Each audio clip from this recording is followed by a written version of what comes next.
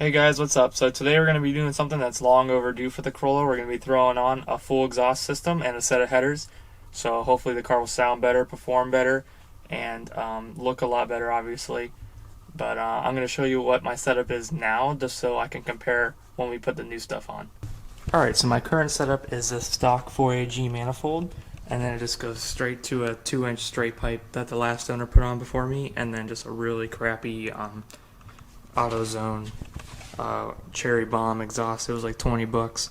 So we're gonna be putting on the new stuff now and hopefully make this thing sound way better than what it does sound like. Alright, so I brought my exhaust into my living room, and I'm just gonna explain each piece and where I got it from and how much it cost me, because this is kind of on a budget, even though it may look pretty nice, but I bought everything for a pretty good deal, honestly. Alright, we're gonna start out on the back. Actually, this is a $150. I would say it's a knockoff. It's going to be a replica, basically, of I believe it was HKS High Power is the knockoff, but it's a like a 3.5-inch can with a 3-inch tip, which is nice because I don't really like a huge exhaust on a Corolla. And this is an over-the-axle catback, which I really recommend with every Corolla, especially if it's a track Corolla or even on the street, because the ones that go underneath the live axle, they're really low and they end up scraping and getting holes, and it's not worth the money, honestly. I think it's worth the extra money sometimes to get the over the axle catback. And then this is still the catback here, obviously, but it also has a nice resonator in it. I'm hoping this is actually quieter than what I have now, because it's a pain in the ass to drive my car right now on the highway. It's just so annoying and loud. And then as we move down the line, we get to this is T3's test pipe, and this is I believe this is a 2.25 inch pipe. Basically, I just don't have a catalytic converter anymore, and I needed something to make up the space between the catback and the downpipe for the headers. And then finally, the jewel of it all, what you'll see most of the time is this nice CX Racing high-rise header. This is 4-2-1. You can see here that it actually has like 2 collectors almost. But basically, this is all. I'm sorry. This is also this is their downpipe that comes with a V-band, which is pretty nice, and it also has a flex pipe. And then on the other side, I don't know if you can say it, that's a O2 bung, which is required to make the car run correctly without an aftermarket one or an aftermarket ECU. So now that I got everything kind of set up and laid out, I'm going to start getting the car up and ready on jack stands and start taking it apart so I can put the new exhaust on. Before I put the car on jack stands, though, I am going to break all the bolts for the header loose and take off the O2 sensor so that I'm not like reaching up and over the car because it's too high on jack stands. And one thing I forgot to mention that you're also going to need is an exhaust manifold gasket, because you're not supposed to reuse the old one. And of course it's 30 years old, so you should be replacing it anyways.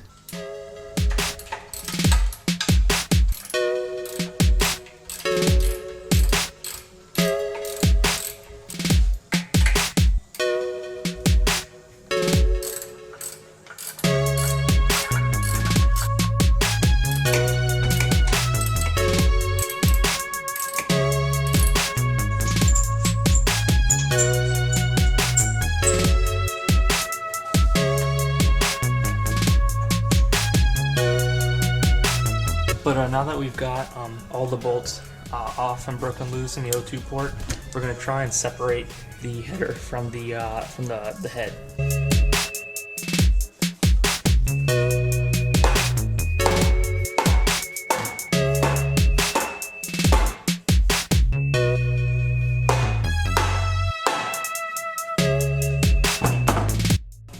Alright, so now that we got almost all the bolts we can get to without the car being jacked up, next is going to be, let me get the light here, is you can see that the header on this one is actually 2 pieces. You can see those bolts that are right there, but of course the actual bolt head is on the opposite side.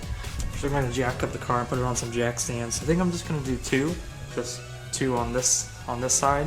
I think that would be enough room for me to sneak under there and get those bolts out.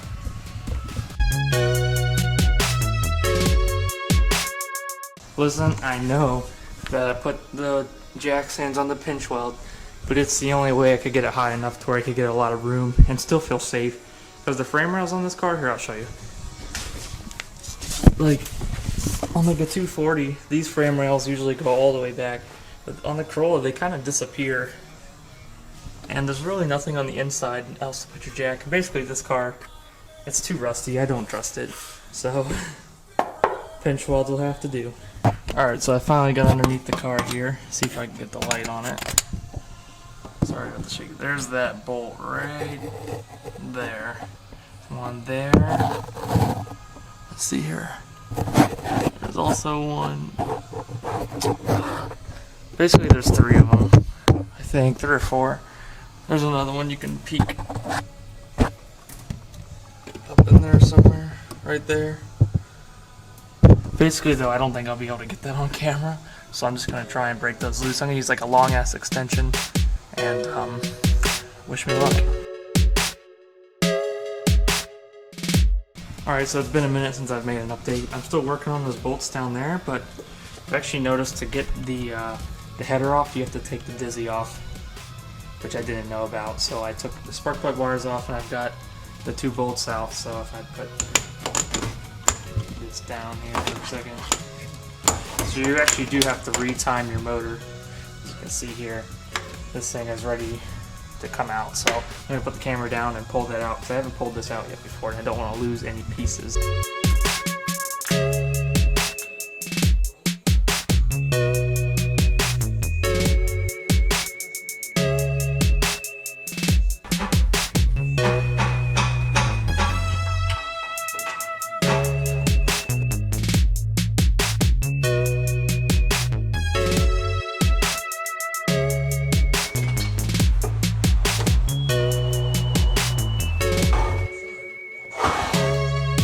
Alright, so it's starting to get dark, so I'm probably going to pick this back up tomorrow.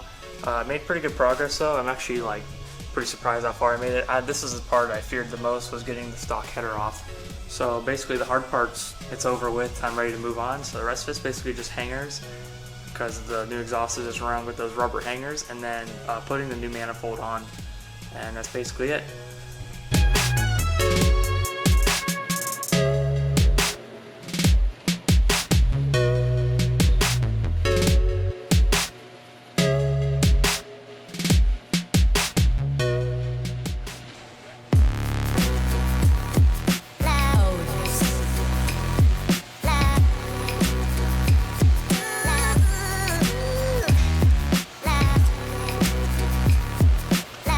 Alright, so it's the next day, so we're going to continue where we left off. I've let the engine soak in some degreaser overnight, so I'm going to clean up the head and maybe some of the block and just see how clean I can get it.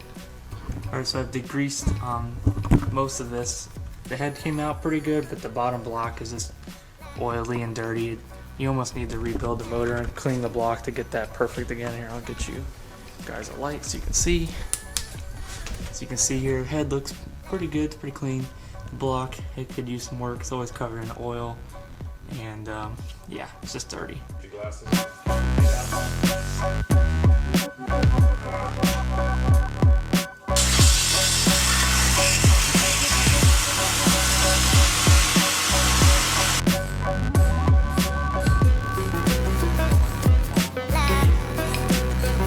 Alright, so I've been cutting off the stock exhaust now for the last, I don't know, 30 minutes, so I'm still kind of working on it, just trying to get all that out of the way so I can have a new fresh bottom of the car to put the new exhaust on.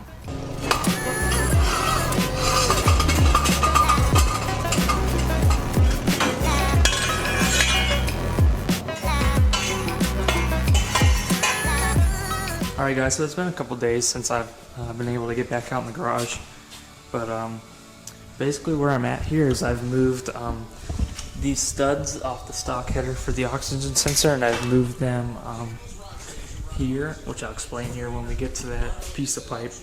And I've also tried to test fit the headers now that we've got the whole stock exhaust system out of the way here. I'll grab the light here for you. Now that we've got everything out of the way, I've kind of cleaned it up a little bit. But I've noticed that the headers, they can't come in this direction and I'm not really seeing any possible way they can come up through in between the steering column, just because of the size of them. So I'm thinking that I'm gonna have to maybe loosen the motor mount down there, and actually lift the motor up and try and get it to like tilt just enough so I can get the headers to squeeze in there, so that I can get and then put the motor back down so I can get it to like get on the studs, because there's no way to even get it past the valve cover right now. I'll probably show you where I'm at right now. Here's my headers. I try and get them to go down there, but no matter which way you go, it either A hits the master cylinder or B hits the valve cover, and the closest I've been able to get it is on the like where the distributor seats up to. Holy crap! Like, this seriously took so long. Basically, I haven't undone the motor mount, but all I did was I got my jack here. I got a piece of wood against the oil pan, and I just jacked it up until the car started to move off the jack stands. Which, because my motor mounts are 30 years old and they're really flexible, is I could actually get the motor to tilt and go up a little bit. But even with that, it was a tight squeeze. And it looks like we might even still be rubbing on the steering column. I'm not really sure yet. We're gonna find out here. I literally just got this in. One other thing I did notice too is my stock header actually only had 1 bolt and 2 nuts holding it on, when there should be 3 bolts and 2 nuts. And so I'm gonna have to find 2 more bolts so I can seal this as best as I can.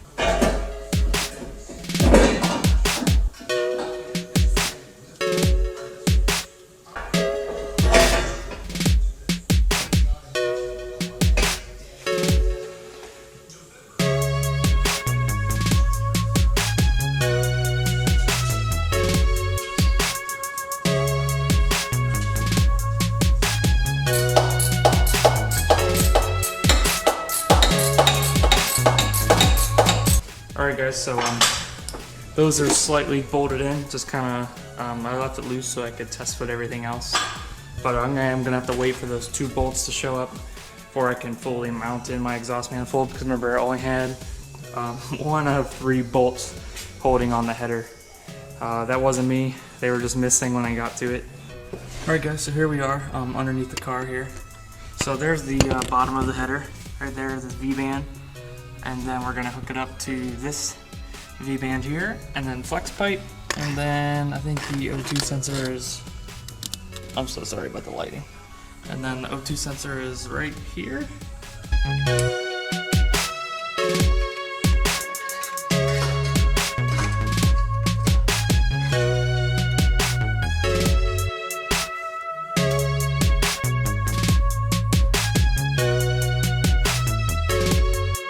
Alright, so I'm about to quit here because there's no light, so I can start another fresh day tomorrow. But what we got here is the V-band downpipe, which I've already explained probably 3 times. I put the cat on. I think CX Racing welded this pipe on wrong. They actually angled it down, and you can see it makes the cat really low. Like, here's the bottom of the car, like right here. Makes it point down. But luckily they have a piece of flex pipe there. So if I just take my hand and I can hold it up and get it pretty straight. And it should work. I might have to get like a universal hanger to put here, just to kind of hold it up a little bit more. I don't want it to scrape on the ground.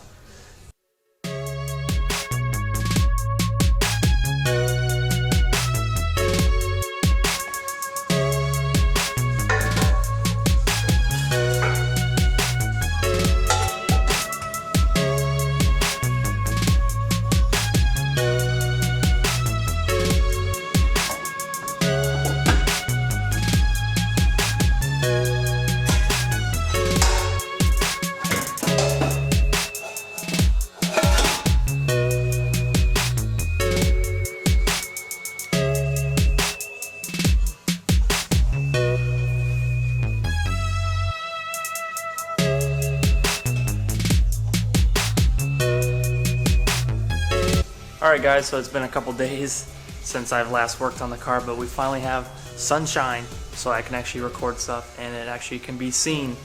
But basically, I'll just kind of like re-update with everything because I can't remember where I left off or what I told you about last. So we're ready to extend the O2 sensor, so we're just going to hurry up and snip it, crimp it, whatever. Probably not doing the best method. I'm using 12-foot 12 gauge. Make sure you try and get the same gauge as what the O2 sensor is or whatever you're splicing.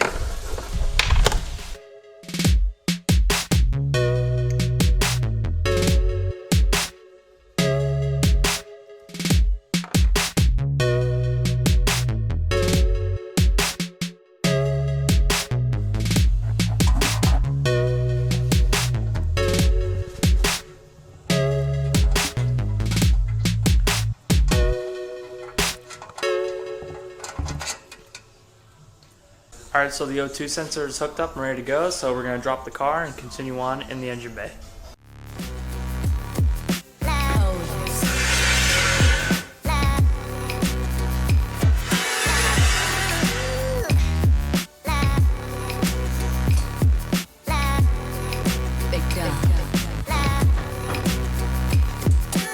So got the car on the ground, and what's last basically is I put the Dizzy back in. I wanted to show you guys one more thing I did. This O-ring right here, I replaced that. So if you find that you're having oil in your rotor cap, most likely it's that seal that leaks. So I just replaced that. I got it from Toyota themselves. They actually found one on eBay, so it was like $3. So recommend replacing that seal. But basically, I'm not going to show you guys how to time the motor. I already did that. You can watch that in the timing belt video, which I will leave in the description. But the next clip you're going to see is the car hopefully ready to start. Alright, so car's timed and ready to go now. So about to start it up, see how she sounds. Trying to get this on time on the distributor was a pain in the ass. You had to get that shaft and that gear lined up with rotor number 1 and cylinder number 1 while it's on top dead center. Kind of a pain in the ass, but it took a couple times to get it to turn over, and I timed the motor and it's all ready to go now. So we're going to hear how it sounds for the first time, hopefully.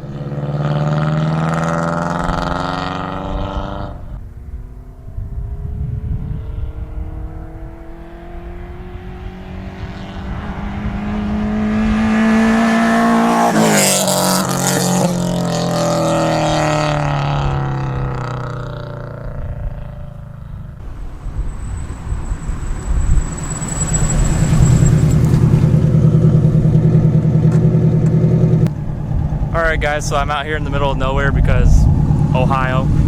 Basically this thing's like stupid loud. I took the silencer out thinking that it would maybe sound a little bit better. It does sound better, but it's almost too loud now.